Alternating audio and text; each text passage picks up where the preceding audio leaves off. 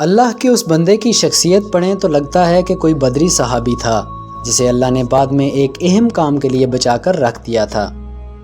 اعوذ باللہ من الشیطان الرجیم، بسم اللہ الرحمن الرحیم۔ ناظرین گرامی، میں ہوں مسرور اوان اور آج ہم بات کریں گے فاتح بیت المقدس سلطان صلاح الدین ایوبی رحمۃ اللہ علیہ کے بارے میں۔ سلطان صلاح الدین ایوبی سے پوچھا گیا کہ آپ مصر، شام، لبنان کے سلطان ہیں اور آپ کو کبھی مسکراتے ہوئے نہیں دیکھا۔ انہوں نے جواب دیا کہ میں کیسے مسکراؤں جبکہ بیت المقدس عیسائیوں کے قبضے میں ہے۔ نجومیوں نے بتایا کہ اگر آپ نے بیت المقدس کی طرف پیش قدمی کی تو آپ کی ایک آنکھ ضائع ہو سکتی ہے۔ سلطان صلاح الدین ایوبی نے جواب دیا کہ تم میری ایک آنکھ کی بات کرتے ہو، میں اللہ کی قسم کھا کر کہتا ہوں کہ میں بیت المقدس کی طرف پیش قدمی کروں گا، پھر بے شک مجھے بیت المقدس میں اندھا ہو کر داخل ہونا پڑے۔ اور تاریخ گواہ ہے کہ یروشلم نے 88 برس تک ایک ایسے انسان کا انتظار کیا تھا جو آ کر اس شہر کو ظلم سے نجات دلوا کر دوبارہ وہاں اللہ اکبر کی گونج پیدا کرے گا۔ 28 رجب کو سلطان صلاح الدین ایوبی نے یروشلم میں قدم رکھا اور اسے فتح کیا۔ انگلستان سے ریچرڈ اور فرانس سے فلپ نے مجموعی طور پر 6 لاکھ کا لشکر اکٹھا کیا۔ صلاح الدین نے تمام مسلمان حکمرانوں کو خط لکھے لیکن کسی نے بھی مدد نہیں کی۔ کیا آپ جانتے ہیں کہ اس وقت 3 مسلم خلفاء موجود تھے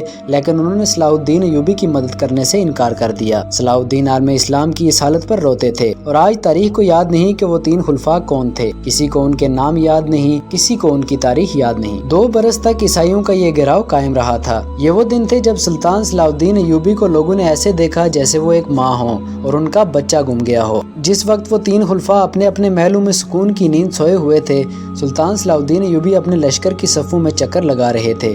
جب یہ خلفاء مزیدار پکوانوں سے اپنے پیٹ کی آگ بجھا رہے تھے، اسلام کا یہ رجل عظیم ایک عام سے خیمے میں وہی کھانا کھا رہا تھا جو ایک عام فوجی کو ملتا تھا۔ ریچرڈ شیرل بادشاہ انگلستان کے الفاظ تھے کہ جب تک صلاح الدین جیسا انسان یروشلم کی حفاظت کر رہا ہے کوئی بھی اس کو فتح نہیں کر سکتا۔ سلطان کی قبر پر لکھا ہوا ہے کہ اے اللہ، اس شخص کی آخری فتح کے طور پر اس کے لیے جنت کے دروازے کھول دے۔